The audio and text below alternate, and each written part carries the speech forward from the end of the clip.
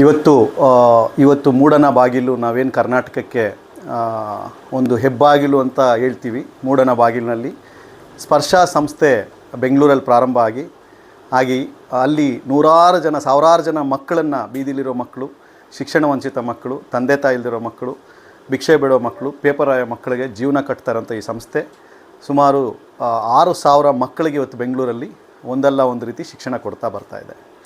ಆ ನಿಟ್ಟಿನಲ್ಲಾದ ಪ್ರಾರಂಭವಾದಂಥ ಈ ಸಂಸ್ಥೆ ನಮ್ಮ ಸಂಸ್ಥೆಗೆ ಬಂದಂಥ ಯಾವುದೇ ಮಗು ಆಗ್ಬೋದು, ಅವರ ಜೀವನದಲ್ಲಿ ಒಂದು ದೊಡ್ಡ ಕನಸು ಕಟ್ಟಬೇಕು ಅಂತ ನಾವು ಪ್ರಾರಂಭ ಮಾಡಿ ಹೆಸರುಘಟ್ಟದಲ್ಲಿ ಒಂದು 250 ಮಕ್ಕಳಿಗೆ, ಗಂಡು ಮಕ್ಕಳಿಗೆ ವಸತಿ ಶಿಕ್ಷಣ ಕೇಂದ್ರ ಇದೆ. ಹಾಗೆ ದೇವನಹಳ್ಳಿಲಿ ಕೂಡ 450 ಹೆಣ್ಣು ಮಕ್ಕಳಿಗೆ ವಸತಿ ಶಿಕ್ಷಣ ಕೇಂದ್ರ ಇದೆ. ಹಾಗೆ ಈಗ ಆಲಂಗೂರಲ್ಲಿ ಶಿವಣ್ಣ ಅವರ ಆಶೀರ್ವಾದ ಮತ್ತು ಅವರ ಕುಟುಂಬದ ದೇಣಿಗೆಯಿಂದ ಸುಮಾರು 8 ಎಕರೆ ಜಾಗದಲ್ಲಿ ಎಕ್ಸ್ಪೀರಿಯನ್ಷಿಯಲ್ ಲರ್ನಿಂಗ್ ಸೆಂಟರ್ ಮಾಡಬೇಕು. ಹಾಗೆ ಅಲ್ಲಿ ವೃದ್ಧಾಶ್ರಮ ಮತ್ತು ಇದು ಏನು ನೇಚರ್ ಕೇರು, ಆಯುರ್ವೇದಿಕ್ ಕೇರು, ಈ ಥರ ಎಲ್ಲ ಒಳಗೊಂಡಂಥ ಒಂದು ಕೇಂದ್ರನ ಮಾಡಬೇಕಂತ ಒಂದು ಯೋಚನೆಗಳು ನಡೀತಾ ಇದೆ. ಅದರ ಮಧ್ಯದಲ್ಲಿ ಬೆಂಗಳೂರಲ್ಲಿ ಯಲಹಂಕದಲ್ಲಿ ಯುವಿಕಾ ಅಂತ ಒಂದು ಪ್ರೋಗ್ರಾಮನ್ನು ಸ್ಪರ್ಶ ಸಂಸ್ಥೆ ಡಿಸೈನ್ ಮಾಡಿದೆ. ಈ ಯುವಿಕಾ ಕಾರ್ಯಕ್ರಮ ಯಾವುದೇ ಒಂದು ಮಗು, ಭಿಕ್ಷೆ ಬೇಡೋ ಮಗು ಆಗ್ಬೋದು, ಪೇಪರ್ ಆಯೋ ಮಗು ಆಗ್ಬೋದು, ತಂದೆ ತಾಯಿ ಇಲ್ದಿರೋ ಮಗು ಆಗ್ಬೋದು, ಏನೂ ಸಪೋರ್ಟ್ ಇಲ್ದಿರೋಂಥ ಮಗು ಕೂಡ ನಾನೊಬ್ಬ UPSC ಮಾಡಬಹುದು, ನಾನು KAS ಮಾಡ್ಬೋದು, ನಾನು CA ಮಾಡ್ಬೋದು ಅನ್ನೋವಂಥ ಭರವಸೆಯನ್ನು ಮೂಡಿಸೋದಕ್ಕೆ ಈ ಯುವಿಕಾ ಕಾರ್ಯಕ್ರಮವನ್ನು ನಮ್ಮ ಸ್ಪರ್ಶ ಸಂಸ್ಥೆ ಮ್ಯಾನೇಜ್ಮೆಂಟು ಡಿಸೈನ್ ಮಾಡಿ ಇವತ್ತು ಒಂದು ಬಿಲ್ಡಿಂಗ್ ಇನ್ಫ್ರಾಸ್ಟ್ರಕ್ಚರ್ ಆಗಿದೆ, ಎಲ್ಲ ಸೆಟಪ್ಪು ರೆಡಿಯಾಗಿದೆ.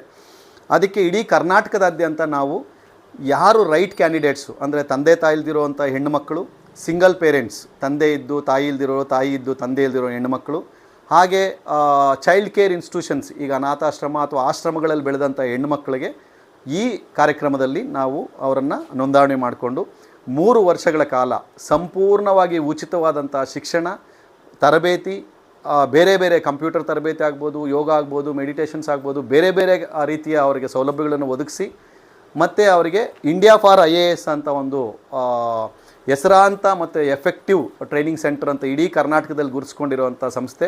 ಈ ವರ್ಷ 24 ಜನ UPSCಗೆ ಸೆಲೆಕ್ಟ್ ಆಗಿರೋದು ಹೈಯೆಸ್ಟ್ ಕರ್ನಾಟಕದಲ್ಲಿ ಇಂಡಿಯಾ ಫಾರ್ IAS ಇಂದಾಗಿದೆ.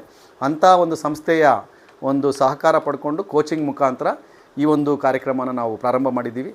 ಅದಕ್ಕೆ ನಾವು ಮುಖ್ಯವಾಗಿ ಮುಳಬಾಗಿಲಲ್ಲಿ ಪ್ರಾರಂಭ ಮಾಡೋಕ್ಕೆ ಬಂದಾಗ ಶಾರದಾ ಶಾಲೆ ಅಂದರೆ ಒಂದು ಇಲ್ಲಿ ಶಾರದೆ ಹುಟ್ಟಿ ನಮ್ಮ ಮುಳಬಾಗಿಲು ತಾಲೂಕಿಗೆ ಅಂದರು ಹೇಳಿದಾಗ ಎಲ್ಲ ಹೆಣ್ಣು ಮಕ್ಕಳು ಪ್ರತಿ ಕನಸಲ್ಲಿ ಕೂಡ ಯೋಚನೆ ಮಾಡೋದು ನಾವು ಶಾರದಾ ಶಾಲೆಯಲ್ಲಿ ಓದಬೇಕಂತ ನಾವು ಹುಡುಗರಾಗಿದ್ದ ನೋಡಿರೋದು.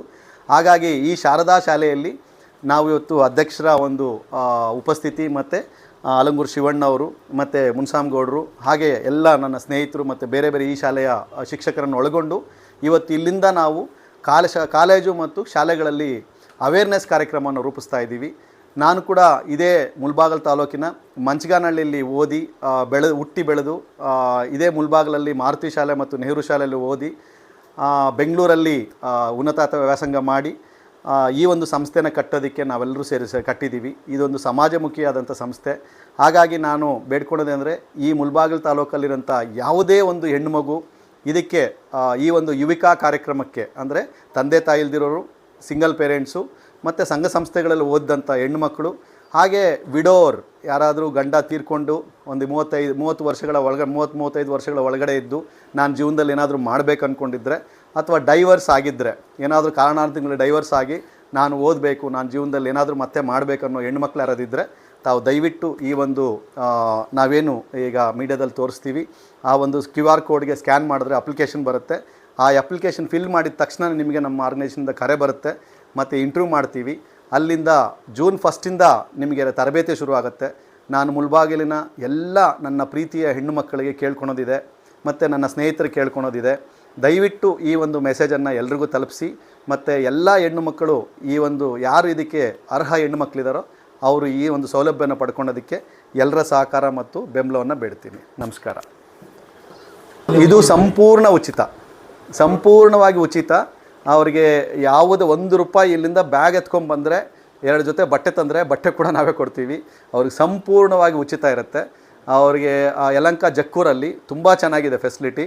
ಲೈಬ್ರರಿ ಇದೆ, ಕಂಪ್ಯೂಟರ್ ಲ್ಯಾಬ್ ಇದೆ, ಸೈನ್ಸ್ ಲ್ಯಾಬ್ ಇದೆ, ಆ್ಯಕ್ಟಿವಿಟಿ ರೂಮ್ಸ್ ಇದೆ, ಟ್ರೈನಿಂಗ್ ಹಾಲ್ ಇದೆ, ಎಲ್ಲವನ್ನು ಒಳಗೊಂಡಿದೆ ಅದರಲ್ಲಿ.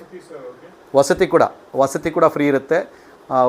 ಪ್ರತಿ ಯಾವುದೇ ಕಾರಣಕ್ಕೂ 3 ವರ್ಷ ಒಂದು ಸತಿ ಎಂಟ್ರಿ ಆದರೆ 3 ವರ್ಷ ಅವರಿಗೆ ಲೈಫ್ ಸೆಟಲ್ಮೆಂಟ್ ಆಗೋವರೆಗೂ ನಮ್ಮದೇ ಜವಾಬ್ದಾರಿ ಇರುತ್ತೆ. ಇದರಲ್ಲಿ ಮುಖ್ಯವಾಗಿ ಏನಂದರೆ UPSC ಮಾಡಬೇಕು, IAS ಆಗಬೇಕು ಅನ್ನೋರಿಗೆ ಮೊದಲನೇ ಆದ್ಯತೆ ಅಲ್ಲಿಗೆ ಹೋಗ್ತಾರೆ.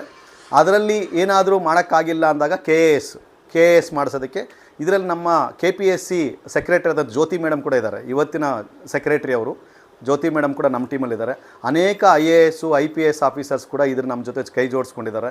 ಈಗ ಇದು ಹಾಸನದಲ್ಲಿರುವಂಥ DC ಆದಂಥ ಲತಾ ಮೇಡಮ್ ಕೂಡ ಅವರು ಕೂಡ ನಮ್ಮ ಜೊತೆ ಇದ್ದಾರೆ. ಈ ಥರ ಅನೇಕ IAS ಆಫೀಸರ್ಸ್ IPS ಆಫೀಸರ್ಸ್ ಕೂಡ ನಮ್ಮ ಜೊತೆ ಸೇರ್ಕೊಂಡಿದ್ದಾರೆ. ಯಾರು KAS ಮಾಡೋಕ್ಕಾಗಲ್ವೋ ಅವರಿಗೆ ಸರ್ಕಾರಿ ಯಾವುದಾದ್ರು ಎಕ್ಸಾಮ್ಸ್ ಇರುತ್ತೋ ಎಲ್ಲ ಎಕ್ಸಾಮ್ಸು ಬರೆಸ್ತೀವಿ. ಅವರು ಆ ಎಕ್ಸಾಮ್ಸಲ್ಲಿ ಪಾಸಾಗಿ ಅವರು ಕೆಲಸ ಗೌರ್ಮೆಂಟ್ ಸರ್ಕಾರಿ ಕೆಲಸ ತೊಗೋಬೋದು. ರಾಷ್ಟ್ರ ಮಟ್ಟದ್ದು ಮತ್ತು ರಾಜ್ಯ ಮಟ್ಟದ್ದು ಯಾವುದೇ ಎಕ್ಸಾಮ್ ಕೂಡ ಬರಿಬೋದು ಅವರು. ನಂತರ ಇನ್ನೊಂದೇನೆಂದರೆ ಅಲ್ಲೂ ಆಗಿಲ್ಲ ಅಂದಾಗ ಇನ್ನೊಂದು 2 ವರ್ಷ 3 ವರ್ಷ ಆಯಿತು, ನಮ್ಮ ಜೊತೆ ಅನೇಕ ಕಂಪನಿಗಳು ಕೈ ಜೋಡಿಸಿದಾವೆ. ಅದರಲ್ಲಿ ಮುಖ್ಯವಾಗಿ ಬೆಂಗಳೂರು ಇಂಟರ್ನ್ಯಾಷನಲ್ ಏರ್ಪೋರ್ಟ್ ಅವರು ಇದ್ದಾರೆ, ಇನ್ಫೋಸಿಸ್ ಇದ್ದಾರೆ, ಬೇರೆ ಕಂಪನಿಗಳವರು, ಮತ್ತು ಅಕ್ಲಿಸ್ಟ್ ಅಂತ ಹೇಳಿ ಒಂದು ಇಂಟರ್ನ್ಯಾಷನಲ್ ಕಂಪನಿಯವರು, ದೊಡ್ಡ ಅಕ್ಲಿಸ್ಟ್ ಅಂತ ಒಂದು ಕಂಪನಿ ಇದೆ.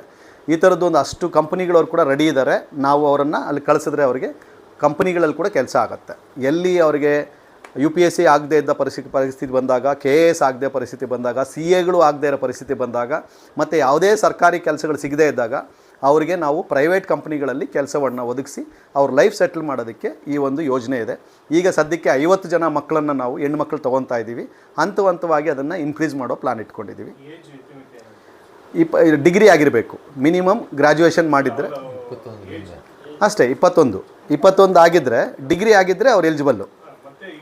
27 ವರ್ಷದವರೆಗೂ ಎಂಟ್ರಿ ಏಜ್ ಅಂತ ಕೊಟ್ಟಿದ್ದೀವಿ. ಎಂಟ್ರಿ ಏಜ್ ಇದೆ. ಸೊ 21ರಿಂದ 27 ವರ್ಷದ ಒಳಗಡೆ ಅವರು ಎಂಟ್ರಿ ಆಗ್ಬೋದು ಅಂತ. ವಿಡೋವರು ಮತ್ತು ಅದಕ್ಕೆ ಸ್ವಲ್ಪ ನಾವು ಲಿಬ್ರಲ್ ಮಾಡೋಕ್ಕೆ ನೋಡ್ತಾ ಇದ್ದೀವಿ. ವಿಡೋ ಆಗಿರೋರಿಗೆ ಅಥವಾ ಡೈವರ್ಸ್ ಆಗಿರೋರಿಗೆ ಸ್ವಲ್ಪ ಏಜನ್ನು ತೊಗೊಳ್ತಾ ಇದ್ದೀವಿ. ಬಟ್ ಬೇರೆ ಏಜ್ಗೆಲ್ಲನೂ ನಾವು 21ರಿಂದ 27 ವರ್ಷದ ಒಳಗಡೆ ಅವರು ನಮಗೆ ಎಲಿಜಿಬಲ್ ಆಗ್ತಾರೆ ಈ ಕಾರ್ಯಕ್ರಮ. ಹೌದು. ಹಾಗಾಗಿ